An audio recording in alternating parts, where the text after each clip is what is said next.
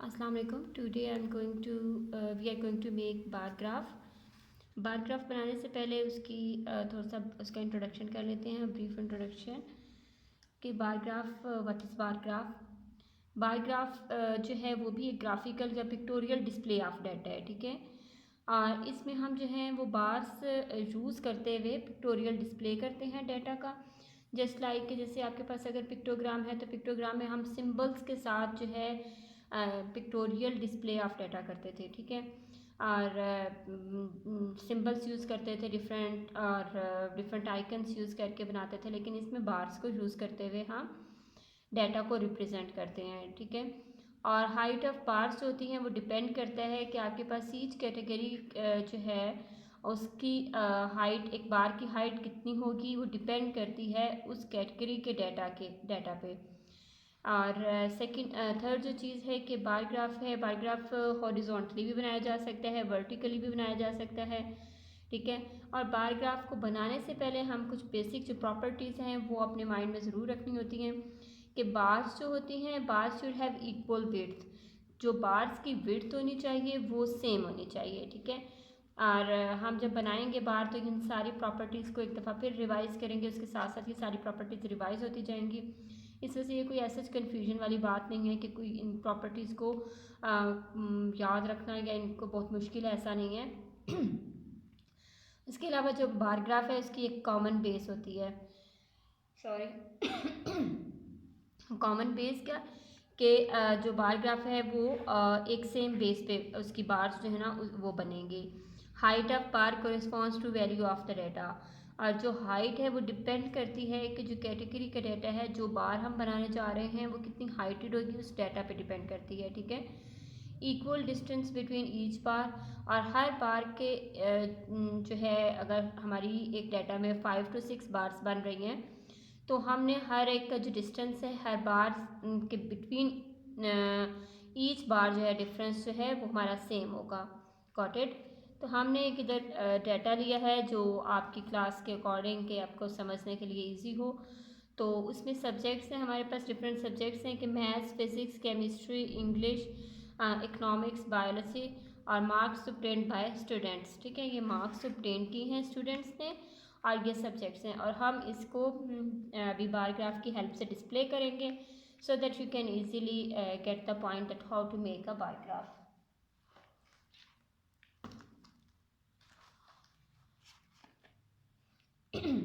हमने एक बिल्कुल प्लेन जो है शीट ले ली है और इस पे हम अब ड्रॉ करेंगे कि कैसे हमने डिफरेंट ये बार ग्राफ को इस डाटा के लिए करना है, ठीक है। अभी जो है जैसे अभी ऊपर हमने देखा है कि बार ग्राफ जो है वो वर्टिकली और हॉरिजॉन्टली दोनों बनाए जा सकते हैं, ठीक है। वर्टिकली भी बनाया जा सकता है bar graph just like this, ठीक है। बार्स जो हैं वो ये वर्टिकली इस तरह और हॉरिजॉन्टली भी बनाया जा सकता है, ठीक है, just like this.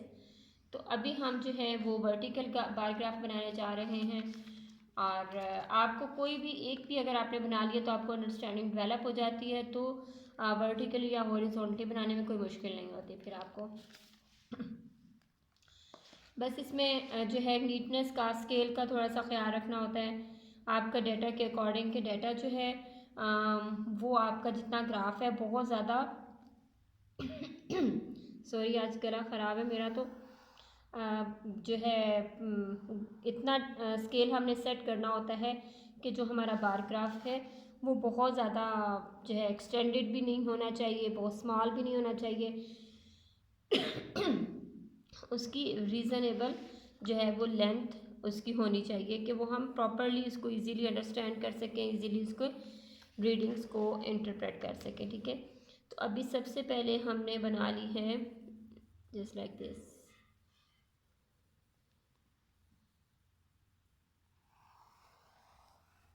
X axis और वाई एक्सिस,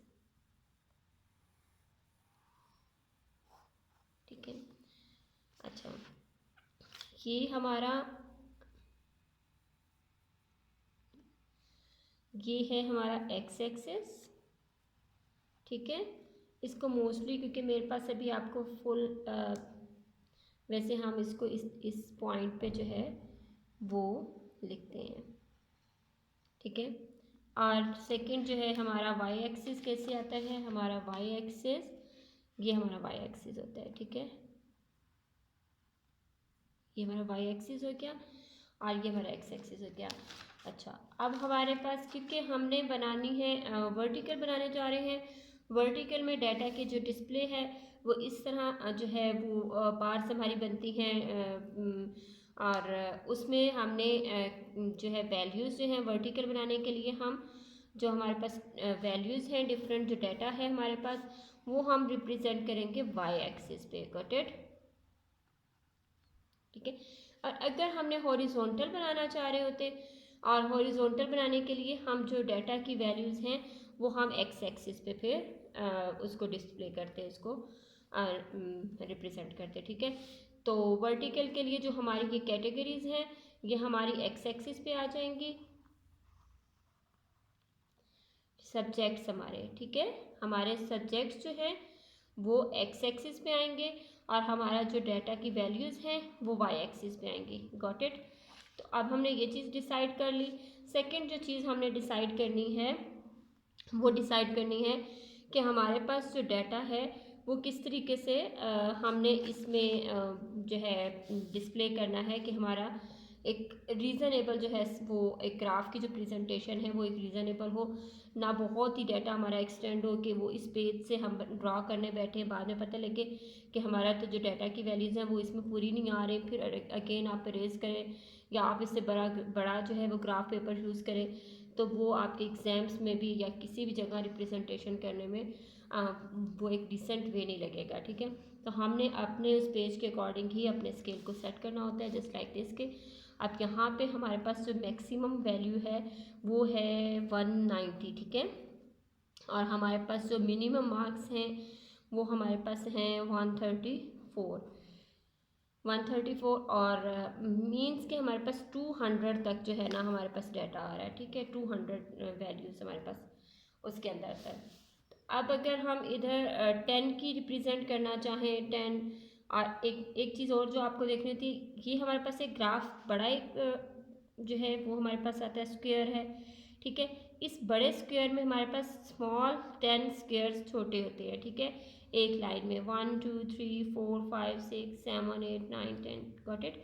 और इसी तरह से 10 इस साइड पे भी होते हैं 1 2 3 4 5 6 7 8 9 10, ठीक है। अगर ये 10 और 10 है तो इट मीन्स कि ये जो बिग स्क्वायर है ये इक्वल टू 100 स्मॉल स्क्वायर्स के इक्वल है, गॉट इट। तो हमने अभी प्रॉपर जो है वो हमारा ताकि शो हो और अब देखिए मैंने एक छोटी सी मिस्टेक यहाँ पे की है, वो मिस्टेक ये है, मिस्टेक नहीं कह सकते इसको लेकिन ये है कि आपके लिए बनाना इजी हो जाता है, ठीक है। अगर आप इसको जो आपकी हाईलाइटेड लाइंस होती हैं उसके ऊपर अगर आप ड्रा करते हैं तो आपके पास जो है वो स्केल सेट करना भी इजी हो जाता है और आपको वो बनाना भी इजी हो जाता है। तो मैं भी इसको जो है वो इसकी बेस इन प्रोमिनेंट जो लाइंस हैं, ये जो हाईलाइटेड लाइंस हैं, ठीक है, इसके ऊपर ही ड्रा करती हूँ, जस्ट लाइक दिस, कि ये प्रोमिनेंट जो लाइन थी इसके ऊपर मैं ड्रा करती हूँ।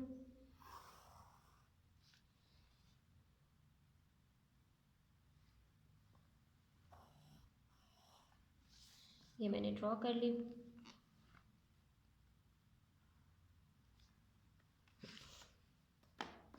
ओके, अब मैं अपना स्केल जो है वो 200 तक मैंने वैल्यूज़ को करनी है। अब मैं इधर बहुत छोटा सपोज 10 का अगर स्केल लेती हूँ तो मेरा जो है वो काफ़ी एक्सटेंडेड जा सकता है, इसलिए मैं एक रीज़नेबल सा स्केल चेक करती हूँ कि अगर मैं 50 का डिफरेंस लूँ, ठीक है, 50 का इधर लूँ तो फिर मुझे किस तरीके से अपना डाटा कितनी उसमें जो है मुझे ये बॉक्सेस मेरे आ जाएंगे, ठीक है। अगर मैं यहाँ पे ये एक मेरी स्टार जो था हाईलाइटेड थी, ये नेक्स्ट एक हाईलाइटेड बॉक्स पूरा कंप्लीट बॉक्स, मैं पहले इसको बहुत जो है वो लाइटर लिख रही हूँ ताकि अरेज करने में बाद में इजी रहे, ठीक है। 100 150 एंड 200, गॉट इट। 50, 100, 150 एंड 200। ठीक है, मैं 50 का मुझे लग रहा है कि इतना जो है मेरा ग्राफ वो एक प्रोमिनेंट एक क्लियर पिक्चर देगा। ठीक है, तो मैं इसको 200 तक करती हूँ। Got it. इसको एक्स्ट्रा लाइंस को आप रिमूव भी कर सकते हैं और बाद में कोशिश करें कि बाद में जब आपका फाइनल बन जाए तब आप इसको रिमूव करें तो बेहतर है। और सेकंड जो है, अब मुझे लेने हैं सब्जेक्ट्स लेने हैं। तो सब्जेक्ट्स लेने के लिए, क्योंकि मैंने अपनी कैटेगरीज देखनी है कि मेरे पास कितनी कैटेगरीज हैं और मुझे अपनी जो सारी कैटेगरीज हैं वो इतने से एरिया में ही अपनी सारी रिप्रेजेंट करनी है। तो इस वजह से मुझे इसको बहुत केयरफुली देखना पड़ेगा कि मुझे इक्वल, इनके दरमियान डिस्टेंस भी इक्वल होना चाहिए, बार्स की विड्थ भी इक्वल सेम होनी चाहिए और सेकंड के इतने से मेरे पास एरिया में इतने सी स्पेस में मेरे पास ये 6 कैटेगरीज प्रॉपरली जो है वो डिस्प्ले हो जाए। तो मैं यहाँ पे लूँगी, गैप ले लेती हूँ सपोज के 6 बॉक्सेस का। ठीक है, 6 स्मॉल बॉक्सेस का, 1 2 3 4 5 6 स्मॉल बॉक्सेस के बाद मैंने विड्थ में इनकी डिसाइड करती हूँ कि मैं 4 ये स्मॉल बॉक्सेस के इक्वल विड्थ रखती हूँ। ठीक है, तो ये मैं इधर अभी इसको जो है वो पहले शॉर्ट लाइंस के साथ इसको मैं चेक कर लेती हूँ, उसके बाद जो है फर्दर इस पर आगे हम काम करेंगे। ठीक है, तो 1 2 3 4 5 6 के बाद फिर मैंने 1 2 3 4 फिर मैंने 4 लाइंस का डिस्टेंस के साथ विड्थ बना ली। 1 2 3 4 5 6 के बाद अगेन मैंने 1 2 3 4 के बना ली। 1 2 3 4 5 6 के बाद अगेन 1 2 3 4 की बना ली। और 1 2 3 4 कैटेगरीज मेरी बन गई हैं, 2 और रहती हैं। 1 2 3 4 5 6 1 2 3 4, गॉट इट। 1 2 3 4 सॉरी 1 2 3 4 5 6 1 2 3 4। ठीक है, 1 2 3 4 5 6 मेरी कैटेगरीज बहुत इजीली यहाँ पे डिस्प्ले हो रही हैं और जो है एक प्रॉपर वे में भी रिप्रेजेंट हो सकता है मेरा डाटा। इस वजह से मैंने इसको ही ओके कर दिया है कि मैं इसी जितना गैप लिया है ईच बार के बिटवीन उतना ही लेके चलूँगी। Got it. अच्छा, अब इधर एक चीज़ और आपने जो देखनी होती है कि मेरे पास जो 1 बिग स्क्वायर है, ठीक है, 1 बिग स्क्वायर वो कितने वो मैंने लिया है इक्वल टू 50। ठीक है, एक जो बिग स्क्वायर है वो 50 यूनिट्स को रिप्रेजेंट कर रहा है। ठीक है, 50 यूनिट्स को रिप्रेजेंट कर रहा है। और ये जो स्मॉल बॉक्स है, ठीक है, ये स्मॉल बॉक्स जो है ये आप कितने को 1 स्मॉल स्क्वायर कितने को रिप्रेजेंट करेगा, इट मीन्स। ठीक है, अब 5 10 15 25 30 35 40 45 सॉरी 5 10 15 20 25 30 35 40 45 और 50। ठीक है, जो मेरा एक स्मॉल बॉक्स है वो कितने को रिप्रेजेंट कर रहा है, वो 5 यूनिट्स को रिप्रेजेंट कर रहा है। आप इस तरीके से भी कैलकुलेट कर सकते हैं जैसे कि मैंने जो किया है, लेकिन आप इसको डिवाइड करके भी कर सकते हैं क्योंकि हमारे पास कितने थे 10 बॉक्सेस होते हैं, इसमें 10 थे। ठीक है, और 10 को हम 50 को जो है वो हमने 10 पे डिवाइड किया तो हमारे पास 5 ईच की जो है ये वैल्यू 5 के इक्वल आ गई। Got it. यहाँ पे हमने स्केल भी डिफाइन कर दिया कि 1 big square is equal to 50 units and 1 small square is equal to 5 units, so that जब हमारे पास data in between these 2 points आता है तो वो कैसे हमने डिस्प्ले करना होता है। और जब हम स्केल को डिफाइन कर लेते हैं तो देन वो ईजी हो जाता है हमारे लिए आगे मार्क करना। Got it. अब मैंने सबसे पहले मैथ्स का ड्रॉ करना है। मैथ्स का 140 हो रहा है। ठीक है, मैथ्स का हमारे पास डाटा है 140। तो मेरे पास जो पहला ये आ रही है बार जो मैं ड्रॉ करने जा रही हूँ 140। अब मैं 140 के देखती हूँ कि 140 कहाँ पे आता है। तो मिड पे जो है 1 2 3 4 5 ये मिड बन रहा है ईच बिग बॉक्स का। तो स्क्वायर का एक 1 2 3 4 5 ठीक है।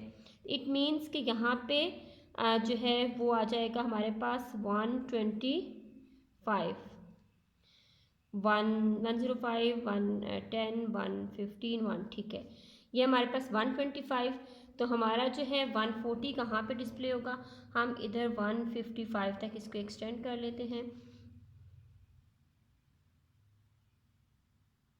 इस बार को हमने 150 तक एक्सटेंड 125 तक एक्सटेंड किया।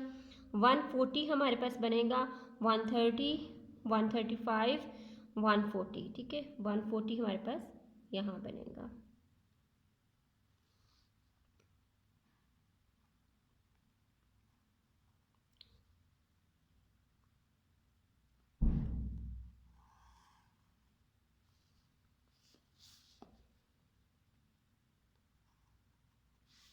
ठीक, एक बार हमारी कंप्लीट बन के 140 और ये हमारे पास मैथ्स था।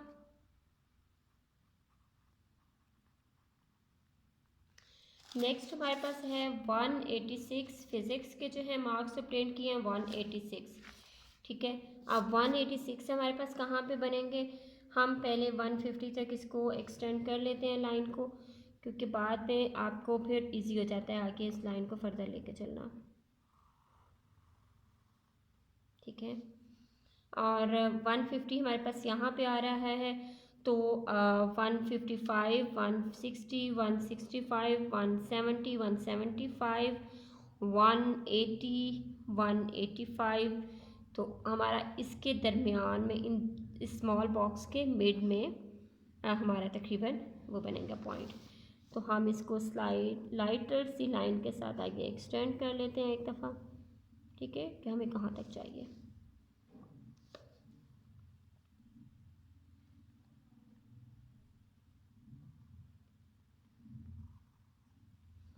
हमें यहाँ तक लाइन चाहिए थी, हम दोनों लाइंस को अब बना लेते हैं।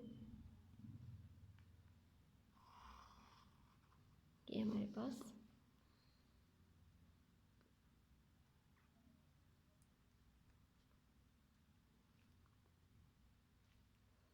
गॉट इट, ये हमारे पास 186 आ गया।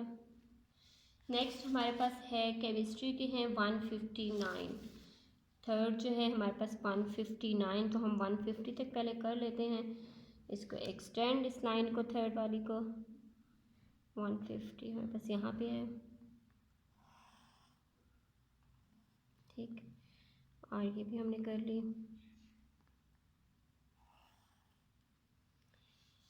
150 यहाँ पे अगर है तो 155 और 160 मीन्स के ये पॉइंट हमारा बनेगा।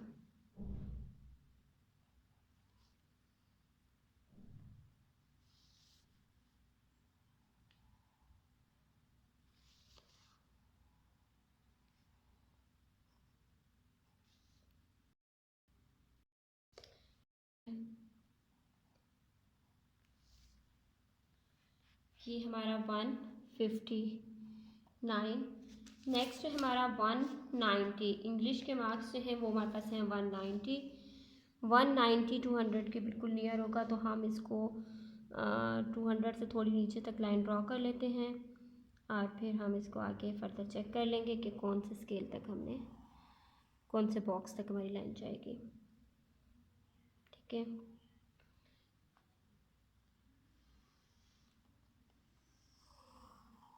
यहाँ पे आ गई हमारी 186 की हमारी यहाँ पे थी, तो 190 की हमारी कंप्लीट लाइन जो है वो इस बॉक्स तक आएगी।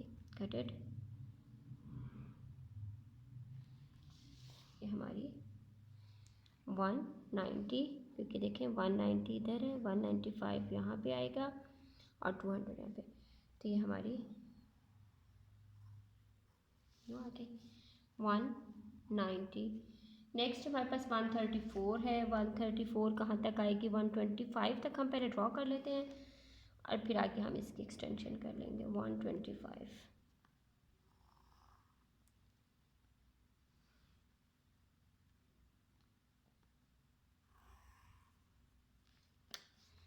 125 हमारे पास 134 130 एंड इसके मिड में आएगी इनके बॉक्सेस के, जस्ट लाइक कि मैंने इस पॉइंट को इधर यूँ कर लिया है। ठीक है,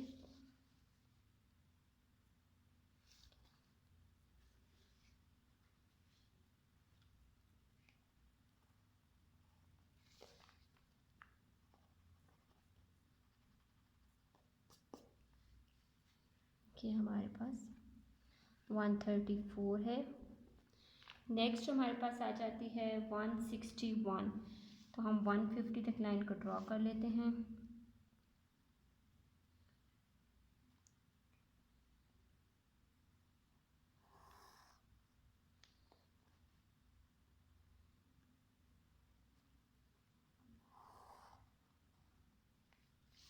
थोड़ा सा मेरी ये स्केल से हट गई है।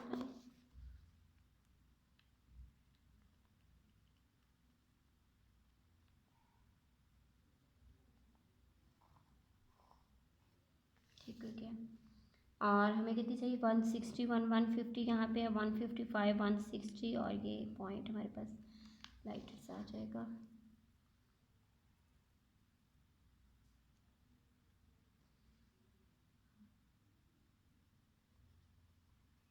ठीक, तो यहाँ पे हमने इस लाइन के साथ इसको ड्रॉ कर दिए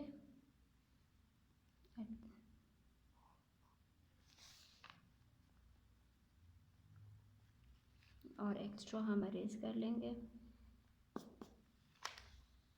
और ये हमारे पास 161 आ गया है। अब हमारे पास जो है हमने अपने सब्जेक्ट्स को करना है कि कैसे थी। ये हमारे पास नेक्स्ट फिज़िक्स का था,